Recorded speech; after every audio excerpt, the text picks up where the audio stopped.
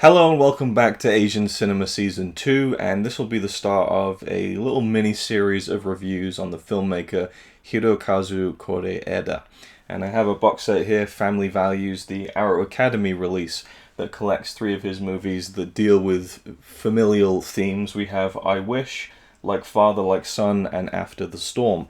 Now, the first Kore-eda film that I saw was After the Storm, and I watched it and reviewed it in the first Asian Cinema Season.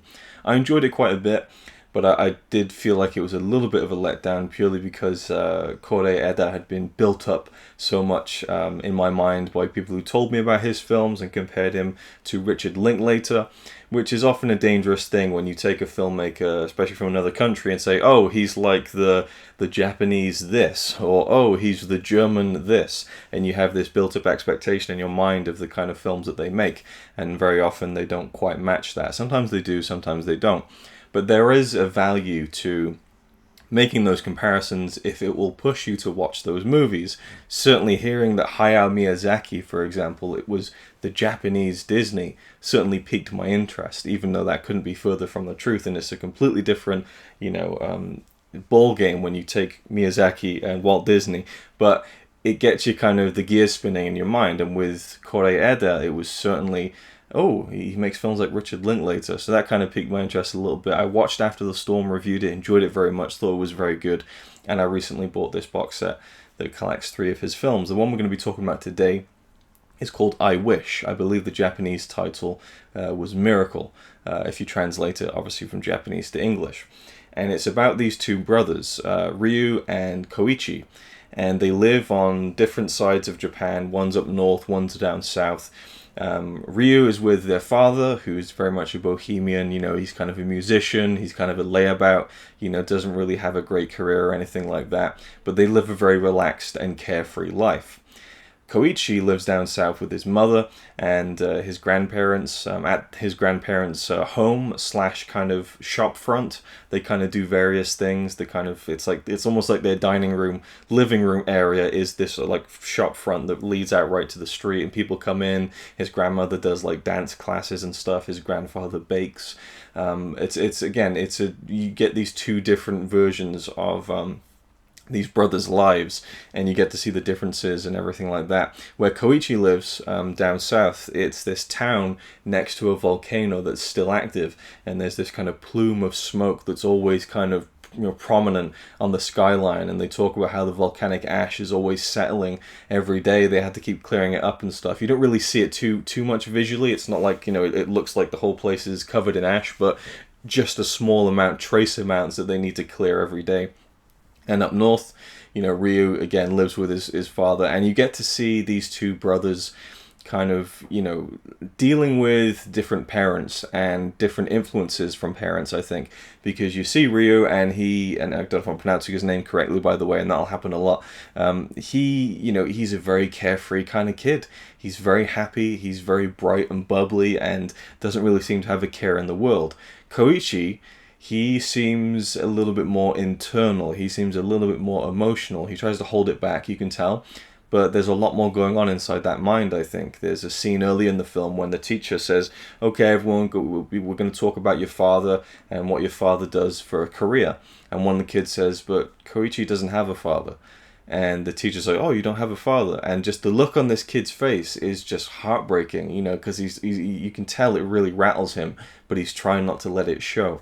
But he's still, he's not like a completely tormented child or anything like that. He has friends and he has fun, and he has that kind of same bubbly personality as his brother, but it's a bit more subdued. And maybe that's because he's a little bit older as well. But you see that comes from his mother, who is not dealing very well with the separation, I suppose. The parents split up, moved to different sides, and I believe that Ryu chose to live with his father. So you have this mother who is trying to take care of her son, but also kind of slightly reeling from the fact that her other son chose to live with the father. And you see in her this kind of internal emotion where she isn't trying to really show it that much, and it comes out a few times in key scenes. In fact, one of my favorite scenes of the whole film, you could take it out of the movie and you could have a 45-second great micro short film, I think. It's when the mother she's been out with some friends, maybe partying, had a little bit to drink. She's walking home from the street, she's a bit merry, and she sees a guy with a stall on the floor, just all these little bits and bobs and stuff, and she picks up this little duck, and she clicks it, and it's got a little light, and she's like, oh, and she's like, oh, this is, she gets really kind of enchanted by this little duck toy. And then bang, we cut to her outside a building next to the street, maybe waiting for a taxi or just pausing before she continues walking home. And she's looking at this duck and she's just clicking the light on and off. And it is providing her with no distraction whatsoever. And that was just such a great little moment where people who are going through things, people who are going through emotional issues and sadness and anything like that, often they try to distract themselves with meaningless objects, and this is like the most perfect meaningless object, I think, just a little duck with a light when you click it. And it just shows you how, initially we can kind of distract ourselves, but within minutes we're back to that same kind of thing. And so those things don't really help us as much as we'd like to think. That's what I got out of that, and I thought was a really great little moment in the film. But really it's about these brothers. In fact, the only thing I'd say I didn't like about the film is it didn't focus enough on the brothers. We focus on the father doesn't get too much attention, the mother gets a decent amount, but the grandparents, particularly the grandfather, he got a bit of screen time, and I feel like that could have been better spent more on the kids again, because he's baking this sponge cake and he's trying to get it right, or he's trying to change it, and it's about not changing what's traditional and all that kind of stuff, because the central theme of the film is this new bullet train that's about to debut in Japan, and this was actually happening in Japan at the time. It was a new line that was opening to connect kind of the north and south parts of this one section of Japan, I suppose. I don't know the geography all that well. So this new bullet train was opening, and his friends are encouraging him, the grandfather, to change his sponge cake, like dye it pink and stuff like that. And he's like, no, I don't want to do that, So that stuff wasn't as interesting to me, but it's the brothers that really sell the whole movie. And they are in it for most of the movie, but I just think that the film could have been served a little bit better by focusing almost entirely on them. And you get to see their perspectives on the parents getting back together, because Koichi, down south, he really wants the four of them to live together as a family again, whereas Ryu up north isn't too keen on that. He's not too bothered. He's happy living with his father and kind of tending to the vegetables in the garden and having a more relaxed lifestyle, I suppose. He enjoys life, and every day almost it seems like the boys are on the phone to each other, and I love those sequences where they're on the phone to each other. It was very endearing and well done, I think, and I loved the two actors who played these brothers. And the thing is, they're actually brothers. Not only are they real brothers in real life, they're a comedic duo. They're comedians, and they've been working together since they were very young. So they have that kind of chemistry, even though they don't really share any scenes until the third act of the film when they reunite.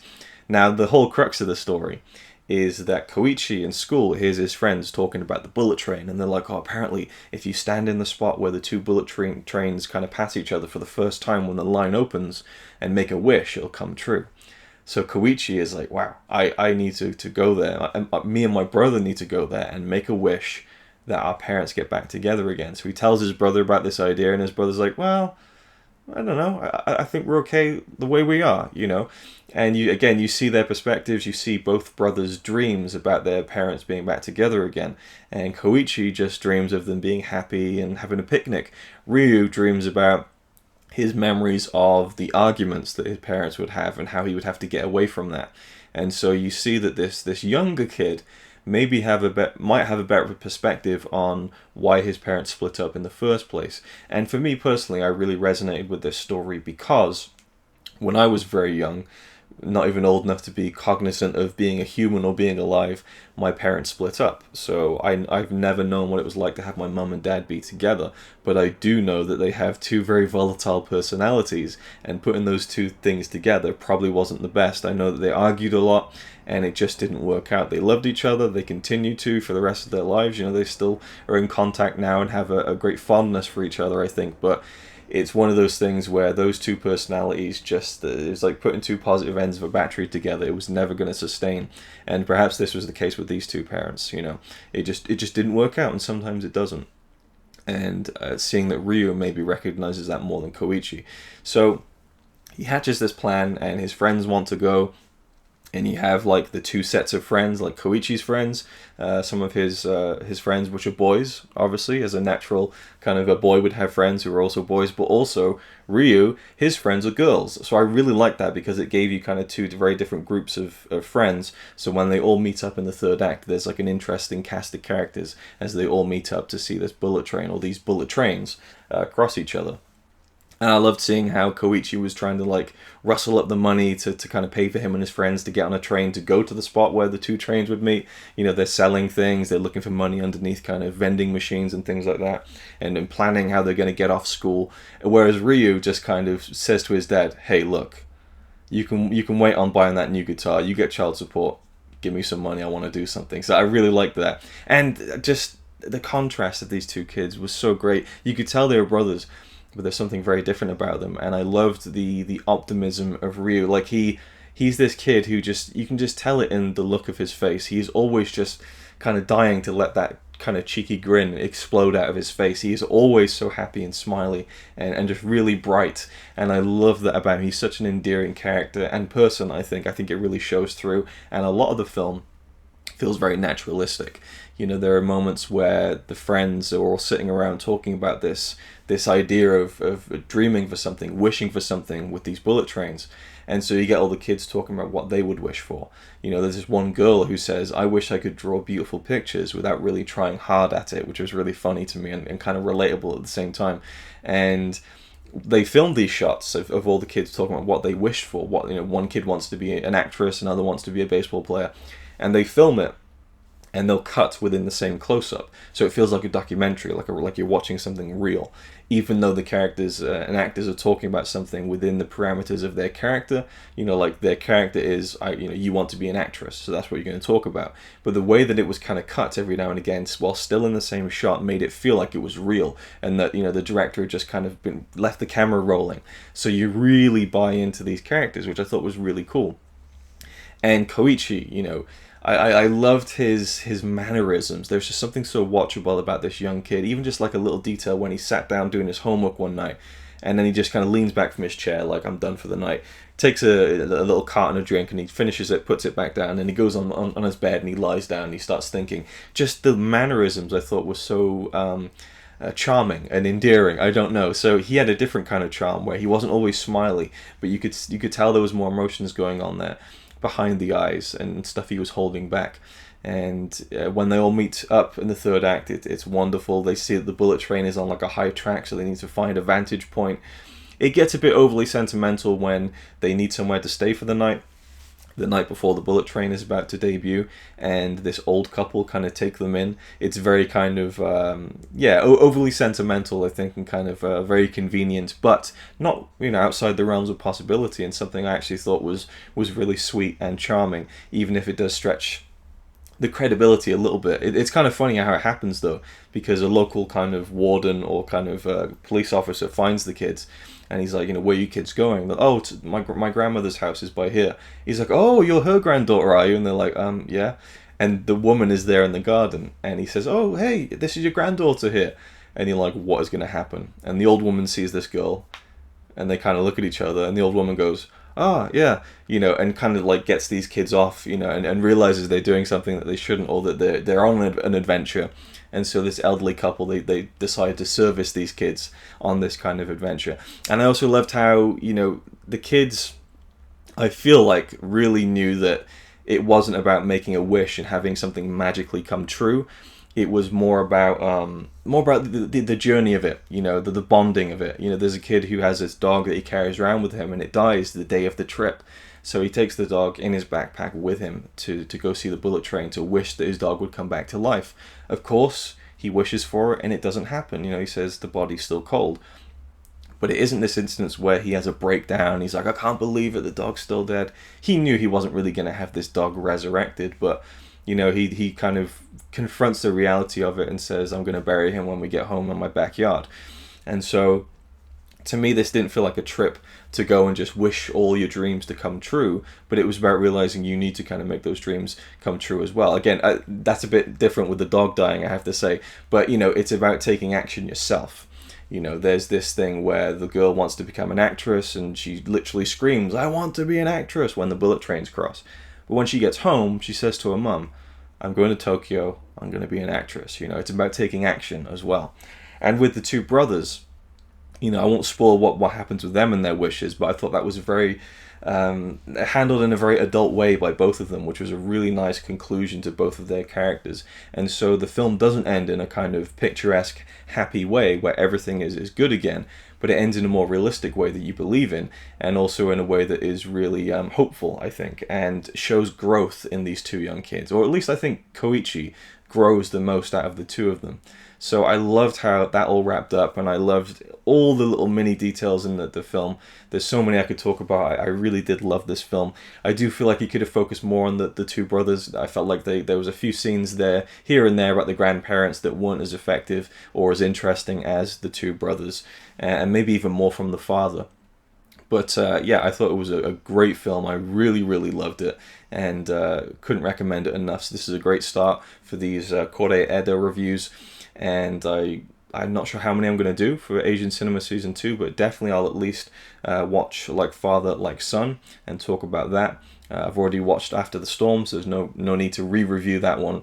There's one of his films on Filmstruck. There's a few avenues. I think I have another one on Blu-ray somewhere. Yes, I do actually, right here. This is a Artificial Eye release, Our Little Sister. So I have a few more to talk about, but I wish... just such a feel-good film. You know, the music was really nice. It felt a bit cheap at times, like it felt a bit kind of TV movie-ish, the music, but I really thought it was nice and bouncy and served the story. The way this thing is shot is very nice without feeling like it's trying to look flashy or anything. Just great little moments. The film is peppered with great little moments and just the wonder of the eyes of childhood. That's what this film was about, is seeing things through the eyes of children and their perspectives on lives, and you know, difficulty in lives, and having parents separated and how they deal with it in different ways, as you see by the two brothers who have very different ways with dealing with it. And I liked how that kind of wrapped up at the end with those two brothers. There's a scene with them on the train station. They kind of walk off and have a little chat, and I thought it was just beautifully done. And this is one of the films where, and I love this moment that I sometimes get when I'm watching a film, when something happens in the movie and it's near the end, and I think to myself, oh my god, just end. Just cut to black right now. This is the perfect way to end the film. You don't need to go any further than that, just end it here. And I thought this with this film, and it ended. And I just had a big smile on my face, because it was a perfect way to end the film without seeming too obvious, you know. I just thought it was a really nicely done, kind of subtle end to the movie, end to the story, so I love the ending as well. So, I wish. That's my thoughts. Thanks for watching, hope you enjoyed, and I'll see you in the next one. It's alright by me. Apart from the fact he throws cans and calling into a tree. Yeah, he's really cool. Yeah, he's really cool. But he's not quite as cool as you.